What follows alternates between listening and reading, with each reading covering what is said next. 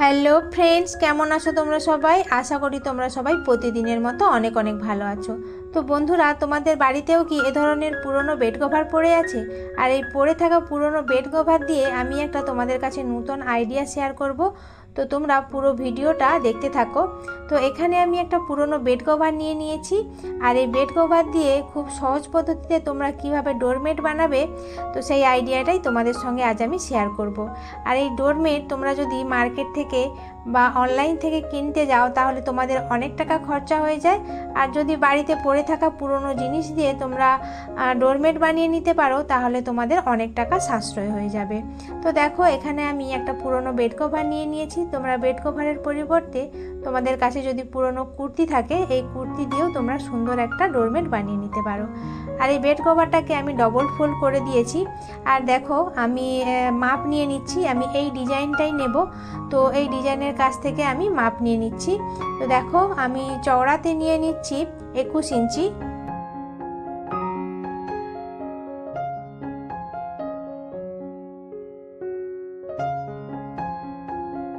আর লম্বায় নিয়ে নিচ্ছি 15 ইঞ্চি। তো এই ডোরমেটটা বানানো খুবই সহজ, কোনো ঝামেলা নেই। একবার দেখলেই তোমরা বানাতে পারবে, আর বানানোর পরে এই ডোরমেটটা দেখবে খুব সুন্দর লাগবে। তো তোমরা পুরো ভিডিওটা দেখতে থাকো। তো আমি মার্ক করে নিয়েছি, এবার আমি কাঁচি দিয়ে কেটে নিচ্ছি।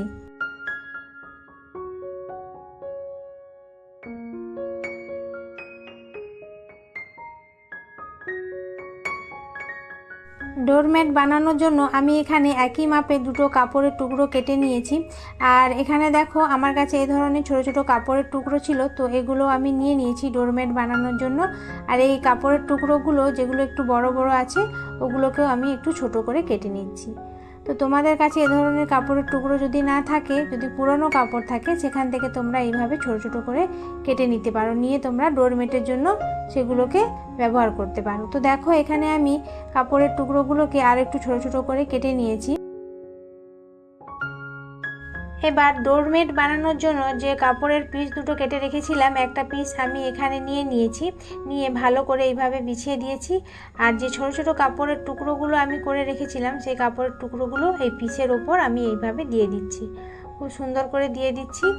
আর খুব বেশি মোটা করে দেবে না, তাহলে সেলাইয়ের সময় অসুবিধা হবে। তো দেখো, এখানে আমি পুরোটা ভালো করে দিয়ে দিয়েছি, মানে পুরোটাই সমান করে দিয়েছি।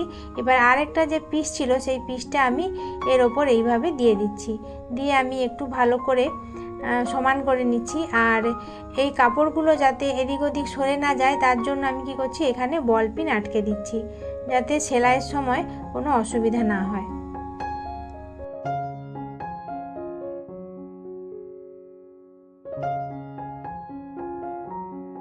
পুরোটাতে আমি বল পিন আটকে দিয়েছি। এবার এটাকে আমি সেলাই করে নেব। তো সেলাইয়ের জন্য মেশিনে চলে এসেছি। আর এই যে ডোরম্যাটটা বানাবো, তো এর মিডিল পোর্শন থেকেই আমি প্রথমে সেলাই শুরু করব, আর একটু করে সেলাই করব। আর যে পিনগুলো আটকানো ছিল, এই পিনগুলো আমি খুলতে থাকবো। তো দেখো, এইভাবে সেলাই যাতে না, মানে কাপড়গুলো যাতে না কুঁচকে যায়, তার জন্য হাত দিয়ে একটু এইভাবে ঠিক করে নিতে হবে। আর তারপর আমি একটু একটু করে এইভাবে সেলাই করে নিচ্ছি।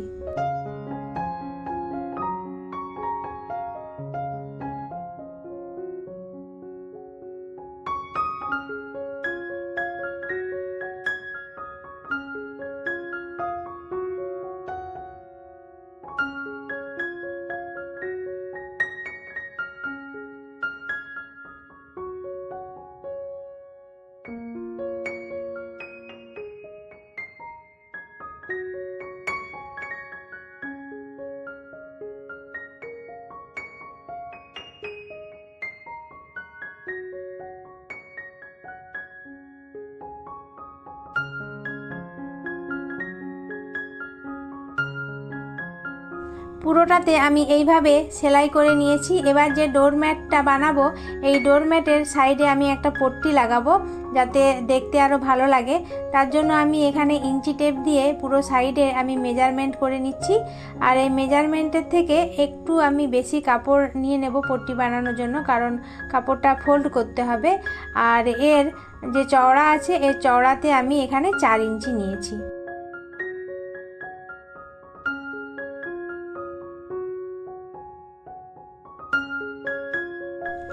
পুরো 4 সাইডে এইভাবে পট্টিটাকে দিয়ে আমি পুরো 4 সাইডটাই সেলাই করে নেব। তো তার জন্য দেখো আমি এখানে মেশিনে চলে এসেছি। আর দেখো প্রথমে যখন পট্টিটা সেলাই করব এইভাবে কাপড়টাকে একটু মুড়ে নেব। এরপর তোমরা যতটা ইঞ্চির চওড়া রাখতে চাও সেই অনুযায়ী তোমরা সেলাই করে নেবে। তো আমি এখানে হাফ ইঞ্চির একটু বেশি রাখছি, রেখে আমি সেলাই করে নিচ্ছি। তো এইভাবে আমি পুরোটা সেলাই করে নেব।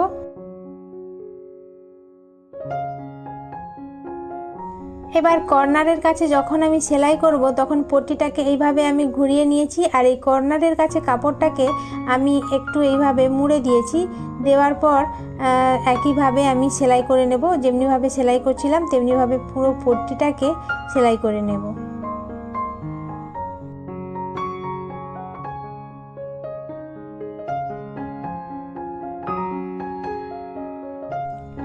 একদম লাস্টে আমি প্রথমে যে পট্টিটাকে এইভাবে মুড়ে সেলাই করেছিলাম আর লাস্টের পট্টিটা ওই পট্টিটার ওপর এইভাবে আমি রেখে দিচ্ছি। দেওয়ার পরে আমি সেলাই করে নিচ্ছি।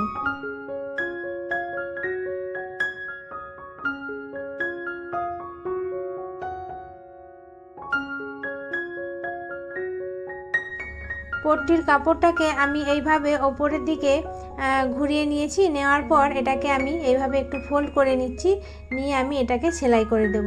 তো আমি একটু চওড়াই রাখছি, দেখতে ভালো লাগবে তার জন্য। আর তোমরা যতটা চওড়া রাখবে সেই অনুযায়ী তোমরা ফোল্ড করে সেলাই করে নেবে।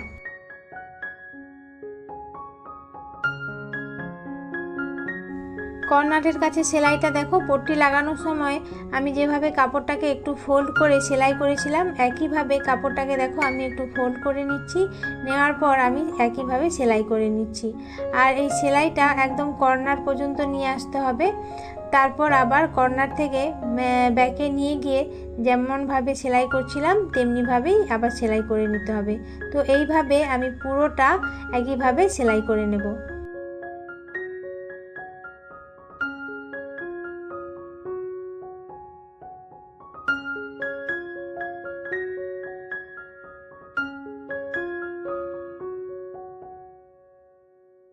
ডোরম্যাট আমার একদম রেডি। দেখো ফিনিশিংটা কত সুন্দর হয়েছে। তো তোমাদের বাড়িতে পড়ে থাকা পুরানো জিনিস দিয়ে কিভাবে তোমরা সুন্দর ডোরম্যাট বানাবে খুব সহজ পদ্ধতি আমি তোমাদের সঙ্গে শেয়ার করলাম। আশা করি তোমরা সবাই বুঝতে পেরেছো। তো এই ধরনের নতুন নতুন ভিডিও পেতে আমার চ্যানেলটা সাবস্ক্রাইব করে বন্ধু হয়ে পাশে থেকো। তো আজ তাহলে আসি, সবাই ভালো থেকো, সুস্থ থেকো, টাটা।